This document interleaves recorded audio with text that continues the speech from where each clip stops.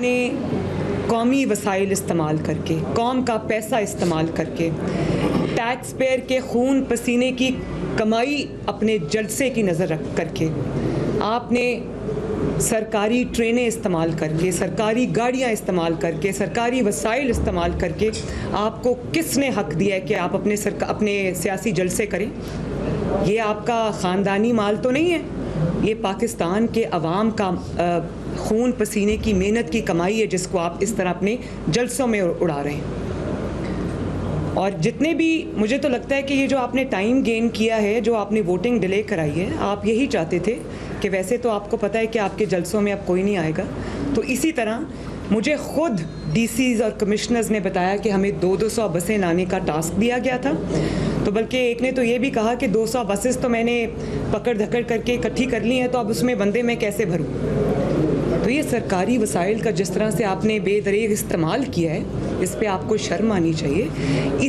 یہی پیسہ اگر آٹا پہ، چینی پہ، ڈیزل پہ، پیٹرول پہ لگتا، لوگوں کی ایجوکیشن، بچوں کی ایجوکیشن پہ لگتا، تعلیم پہ لگتا، صحت پہ لگتا، تو آج لوگوں کو کچھ ریلیف ملتا۔ آج لوگ 1 کلو گھی جو ہے وہ 500 روپے خریدنے پہ بیچارے مجبور نہ ہوتے۔ گھی کا ایک ڈبہ آج عوام جو ہے نا، عام عوام، وہ قسطوں پہ خریدنے پہ مجبور ہے۔ اس کی وجہ یہ ہے کہ دیکھیں، کچھ ویڈیوز چل رہی ہیں کہ مہنگائی ہے تو کیا ہوا، پیڈ ویڈیوز ہیں۔ میں یہ سمجھتی ہوں کہ جن کے پاس حلال کا کمایا ہوا پیسہ ہے، ان کو 500 روپے گھی کس طرح وہ لیتے ہیں، یہ وہی جانتے ہیں۔ تو جن کے پاس دوسرے ذرائع سے پیسہ آتا ہے، حکومتی ذرائع سے پیسہ آتا ہے، دوسرا پیسہ آتا ہے، ان کو مہنگائی نہیں لگتی۔ اور پاکستان کے 22 کروڑ عوام میں سے 21 کروڑ عوام سے زیادہ ایسے ہیں جو اس غربت کی چکی میں پس رہے ہیں۔ تو یہ جو آپ نے قوم کا پیسہ، قوم کے وسائل، ٹیکس پیئر کا پیسہ آپ نے اپنے جلسوں پہ خرچ کیا، اس کا حساب آپ کو دینا پڑے گا، اور حساب لیا جائے گا انشاءاللہ تعالی۔ دوسرا، امر بالمعروف کی جب آپ بات کرتے ہیں کہ نیکی کا حکم دو، تو آپ کس نیکی کے لیے لوگوں کو بلا رہے ہیں؟ آپ نے آج پھر مذہب کارڈ کا استعمال کیا۔ مجھے اسلام آباد سے لوگوں کے کالز آ رہے ہیں کہ ہمارے اسٹریٹس میں، ہماری گلیوں میں، ہماری سڑکوں پہ گاڑیاں لاؤڈ سپیکرز لے کے پھر رہی ہیں، اور وہ کہہ رہی ہیں کہ اگر آپ کو رسول اللہ صلی اللہ علیہ وسلم سے محبت ہے تو عمران خان کے جلسے میں آئیں۔ یہ کیا طریقہ ہے بھائی؟ آپ نے آج امر بالمعروف کا نام دے دیا ہے جلسے کو۔ میں یہ پوچھنا چاہتی ہوں کہ امر بالمعروف آپ کی نظر میں کیا ہے؟ کیا لوگوں کے منہ سے روٹی چھین لینا امر بالمعروف ہے؟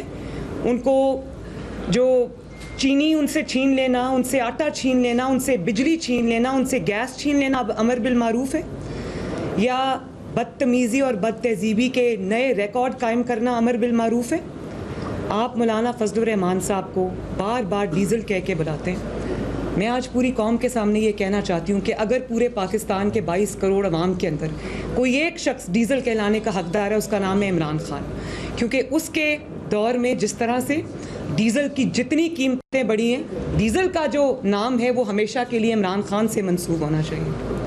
اور پھر آپ کہتے ہیں کہ فلاں کو اردو نہیں آتی، فلاں 15 سال میں بلاول اردو نہیں سیکھ سکا۔ تو بلاول 15 سال میں اردو سیکھ سکا ہو یا نہ سیکھ سکا ہو، آپ 75 سال میں تمیز نہیں سیکھ سکے۔ آپ کو یہ نہیں پتا کہ کس کو کس طرح سے بلانا ہے۔ آپ سیاسی انتقام میں آپ اتنا بوکھلا گئے ہیں کہ آپ کو یہ بھی پتہ نہیں ہے کہ آپ ٹی وی پہ کھڑے ہو کے کیا کہہ رہے ہیں۔ آپ لوگوں کو چوہا کہتے ہیں۔ میرے ماں باپ نے یا میرے خاندان نے مجھے لوگوں کو اس قسم کے القابات سے نوازنا نہیں سکھایا، لیکن اگر آپ نے اب بات کی ہے تو آپ کو سننی پڑے گی، جواب سننا پڑے گا۔ آپ لوگوں کو چوہا کہتے ہیں۔ 2018 میں سب سے بڑے چوہے آپ تھے جس نے ووٹ کی پرچی کو کترا، اور وہ RTS جو آپ نے بٹھایا لوگوں کو آج بھولا نہیں ہے، تبھی 3.5 سال میں آپ کا یہ حال ہوا ہے۔ اور اس کے بعد یہ روز جو آپ اسپیکر کے ذریعے پارلیمنٹ کے اندر جو ووٹنگ کو بار بار آگے کرتے ہیں اور ڈیلے کرتے ہیں، یہ بھی آپ آئین کو کتر رہے ہیں۔ یہ وہ والا چوہا ہے جو لوگوں کا آٹا کھا گیا، یہ وہ چوہا ہے عمران خان جو لوگوں کی چینی کھا گیا، یہ وہی چوہا ہے جو لوگوں کا سکون کھا گیا، اور یہ وہی چوہا ہے جو پاکستان کی ترقی کو کھا گیا۔ آج آپ جتنے بھی بہانے کر لیں، میں پہلے بھی یہ کہہ چکی ہوں، آپ کرپشن کارڈ استعمال کر لیں. اب آپ کرپشن کارڈ کی طرف آ جائیں. آپ لوگوں کو کرپٹ کہتے رہیں. تاریخ کے بدترین سکینڈل آپ کے اپنے. LNG سکینڈل آپ کو بھول گیا؟ 122 ارب کا ڈاکہ آپ نے لوگوں کی جیبوں میں ڈالا. چینی سکینڈل آپ کو بھول گیا؟ آٹا سکینڈل آپ کو بھول گیا؟ آپ کو جو ادویات کا سکینڈل آپ کو بھول گیا؟ آج آپ کی وجہ سے لوگ دوائیاں لینے سے مجبور ہیں, سے محروم ہیں. لوگوں کو انسولن جو ہے وہ یا پیناڈول کی گولی آپ دیکھیں کتنی مہنگی ہوگی. 600% دوائیوں میں اضافہ ہوا ہے. اور آپ کہتے ہیں کہ میں آلو پیاز کا ریٹ پتہ کرنے نہیں آیا. آپ کو خدا کا خوف بھی نہیں آتا. تو یہ کون سا امر بالمعروف ہے جس کی طرف آپ لوگوں کو بلا رہے ہیں؟ تو یہ جو 2018 میں 2014 میں جو آپ نے دھرنا کیا تھا, تو اللہ تعالیٰ کی شان دیکھو, آج اسی ڈی چوک میں آپ واپس پہنچ گئے. اور یہ آپ کسی انٹرنیشنل سازش کی وجہ سے نہیں پہنچے, آپ کسی ملک کی سازش کی وجہ سے نہیں پہنچے, یہ آپ اپنے اعمال سے پہنچے.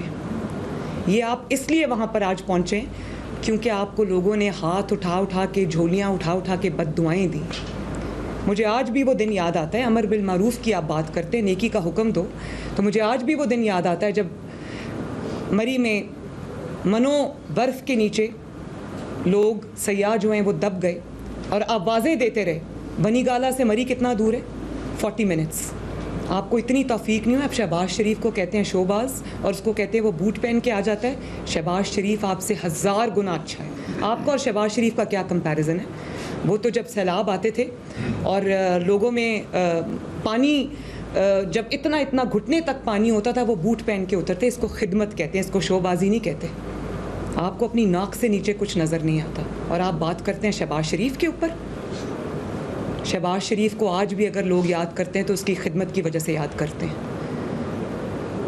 اور یا امر بالمعروف آپ کا یہ ہے کہ جب کوئٹہ کے اندر ہزارہ برادری اپنی لاشیں آگے رکھ کے بیٹھی ہوئی تھی اور آپ کو پکار رہی تھی, بلاول گیا وہاں پر, میں گئی, یہ کوئی احسان نہیں ہے, وہ ہمارے بہن بھائی ہیں جن کے پاس ہم گئے. جب میں وہاں پر گئی تو میں نے دیکھا کہ لوگ اپنی لاشیں آگے رکھ کے بیٹھے ہوئے تھے, اور کچھ 2 بچیاں ایسی تھیں جن کے گھر کے اندر کوئی دفنانے والا مرد نہیں تھا, وہ اپنی لاشیں آگے رکھ کے بیٹھی. تو انہوں نے صرف یہ کہا کہ عمران خان چاہے جعلی وزیر اعظم ہو, وہ آ جائے ہمارے پاس. یہ وہاں نہیں گئے. ان کو کہا کہ میں بلیک میل نہیں ہوں گا. تو کیسے وہ لفظ آج آپ کے آگے آئے ہیں؟ اب آپ 2 سیٹوں کے والوں کے پاس جا رہے ہیں جسے ہاتھ ملانا بھی آپ کو گناہ لگتا تھا. ان کے در پہ ماتھا ٹیک رہے ہیں اور اپنے لوگوں کو کبھی بھیک مانگتے ہیں کہ واپس آ جاؤ, کبھی دھمکی دیتے ہیں واپس آ جاؤ, اور کبھی کہتے ہیں کہ وہ لوٹے ہیں. بھئی یہ وہی لوٹے ہیں جن سے آپ پچھلے 3-4 سال میں وضو کرتے رہے. آج آپ ان کو لوٹے کیسے کہہ رہے ہیں؟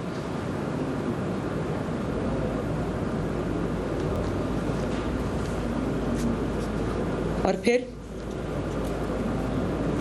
آپ کسی سازش کا شکار نہیں ہوئے.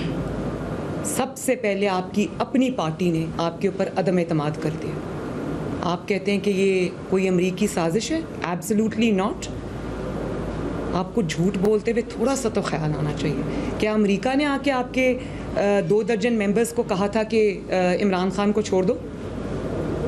ظاہر ہے وہ سیاسی لوگ ہیں, MNAs ہیں, MPAs ہیں, ان کو نظر آتا ہے کہ انہوں نے اپنے حلقوں میں جانا ہے, الیکشنز آنے والے ہیں, انہوں نے اپنے حلقوں میں جا کے ووٹ مانگنا ہے.